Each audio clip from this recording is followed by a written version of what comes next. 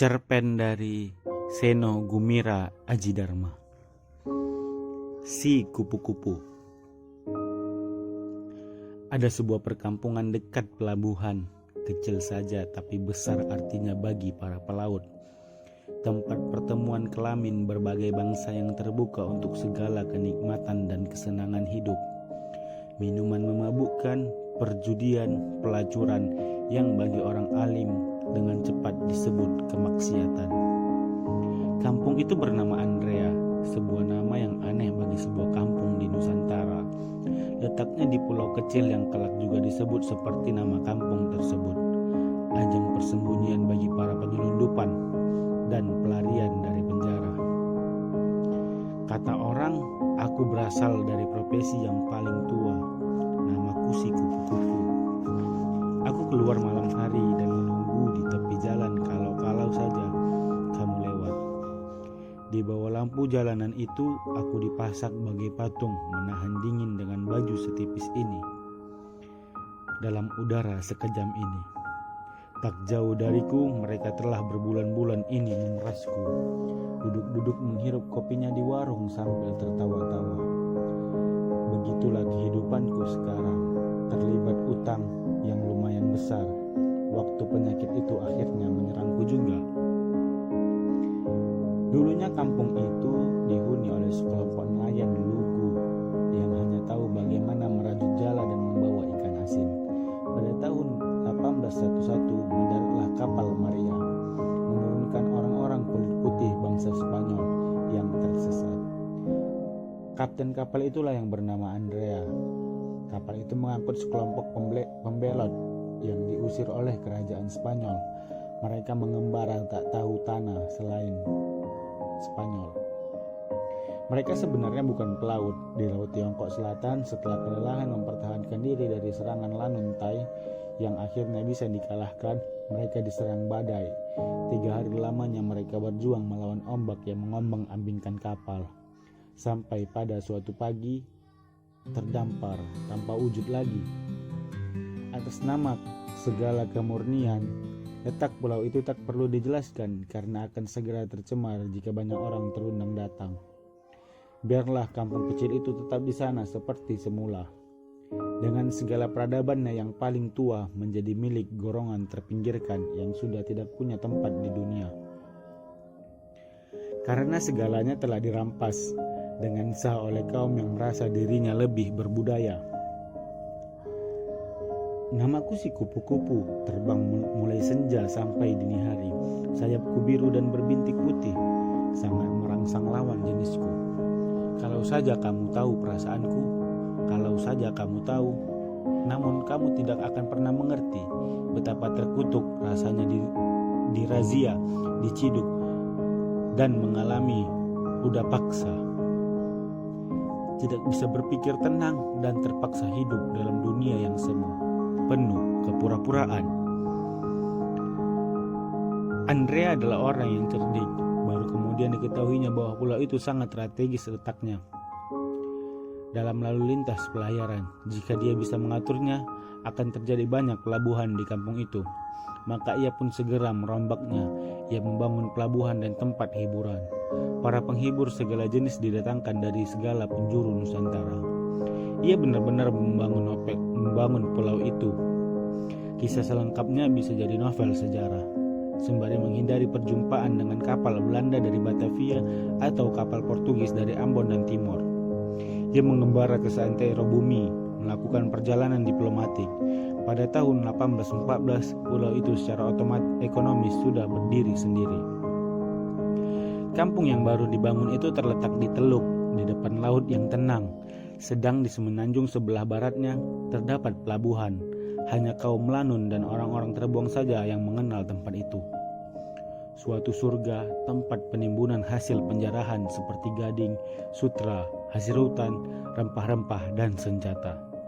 Namun surga itu adalah neraka bagi para pelacur yang perempuan maupun laki-laki. Yang bukan perempuan maupun bukan lelaki, dari pihak perempuan maupun lelaki. Namaku si kupu-kupu. Meski susah dan merana, aku meski tetap berdandan. tampak segar dan menggairahkan. Aku mesti bersikap betapa hidup ini bagaikan berada di sorga, biarpun kata orang alim tempatku ini adalah neraka. Aku mesti membuat tiap lelaki merasa dirinya jantan meskipun mereka sebenarnya loyo. Aku meski memainkan perasaan mereka sampai mereka jatuh dan memburuku sampai aku menghentikannya. Waktu melesat seperti pesawat Concorde. Kini 345. Segalanya tampak sudah berubah, semuanya gambar pemandangan seperti gunung, pantai dan padang rumput mewakili sesuatu yang tidak pernah tampak oleh mata lagi. Tesis tentang perjuangan fisik semasa revolusi 45 memerlukan riset yang lebih cermat karena banyak kebohongan terlanjur diterima sebagai benar. Begitu juga dengan kecurangan-kecurangan dalam pemilu. Film sejarah adalah film tentang sepak bola. Puncak Monas telah diganti dengan patung bola belang hitam putih. Sekarang tidak lagi sepak bola karena lapangannya dipakai untuk mendirikan flat bertingkat ratusan. Orang bermain bola dengan komputer. Pertandingan sepak bola elektronik di bawah tanah dijaga oleh robot. Orang-orang hanya sarapan pil. Pendidikan disumpalkan sejak bayi lewat getaran program yang disalurkan kabel langsung ke otak. Pemegang kekuasaan adalah suatu kamar elektro, sebuah komputer yang begitu rumit seperti lukisan abstrak, sebut saja X-Rex. Kehidupan berjalan secara otomatis dan kering. Makhluk bernama manusia mulai tersisih dari peradaban. Semua fungsi dipegang oleh X-Rex dan sejenisnya. Dalam kurun waktu sekian tahun itu Indonesia mengalami kemajuan ajaib yang merupakan anugerah langsung dari Tuhan.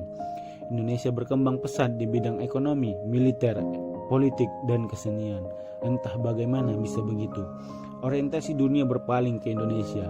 Negara ini menjadi salah satu kekuatan dunia, menjadi negara adidaya. Amerika Serikat mengalami dekadensi moral yang begitu gawat sehingga peradabannya hancur musnah. Uni Soviet negerinya hancur karena sabotase para seniman di pusat-pusat tenaga nuklir. Ledakannya puluhan kali letusan gunung Krakatau. Terjadi radiasi di banyak tempat di dunia. Republik Rakyat Tiongkok sudah tidak ada. Wilayahnya dibagi rata oleh seluruh penduduk Vietnam. Penduduknya yang banyak itu menyebar kemana-mana menjadi mayoritas penduduk dunia. Asimilasinya menyebabkan kebangsaan seluruh dunia hampir sama saja. Pulau Andrea menjadi pusat pelacuran sedunia. Kampungnya sekarang terdiri dari besi, beton, dan tidak beratap rumbia lagi.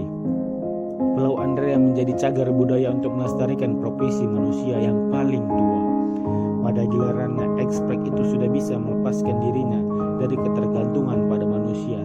Cikal bakal mereka yang sejenis dengan kalkulator itu, gambarnya tersorot siang dan malam di tempat suci mereka yang bentuknya seperti kapsul.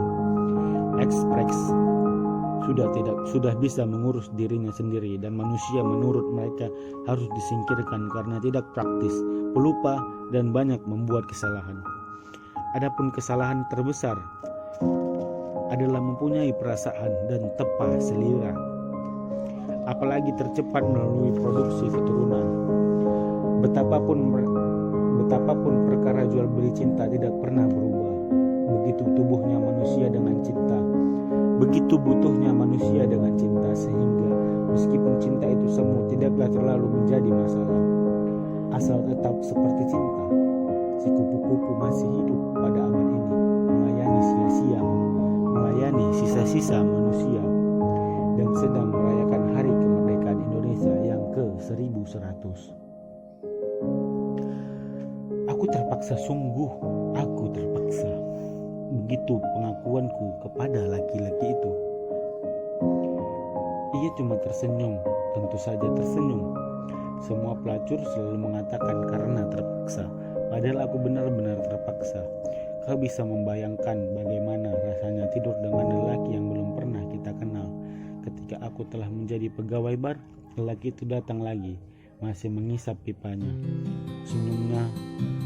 Senyumannya masih seperti dulu. Aku tahu kau anak baik, katanya. Lantas ia tidak mengubrisku lagi. Dengan sebotol bir ia pergi ke meja di sudut itu. Kurasa sebetulnya ia kurang betah dengan lagu dangdut yang mengentak ruangan. Namun ketika sudah beberapa gelas diteguknya, tampak ia menemukan ketenangannya kembali. Aku memperhatikannya. Aku tak tahu ia datang dari mana. Manusia dari mana sajakah ia bisa berasal? Setidaknya ia dilahirkan seorang perempuan. Ia begitu kurus dan kecil sehingga kadang-kadang aku ragu, mungkinkah ia melakukannya. Meskipun begitu, ia tak tampak rapuh. Terlihat bahwa kedatangannya tidak memiliki tujuan yang sama dengan orang-orang lain. Ia banyak berkenalan dan mengamati setiap orang. Pada mulanya aku curiga jangan-jangan dia intel, atau pengarang yang suka ngibul tentang para pelacur romantis tanpa pernah benar-benar mengenalnya. Namun tentu saja aku tahu betapa aku sama sekali tidak perlu tahu.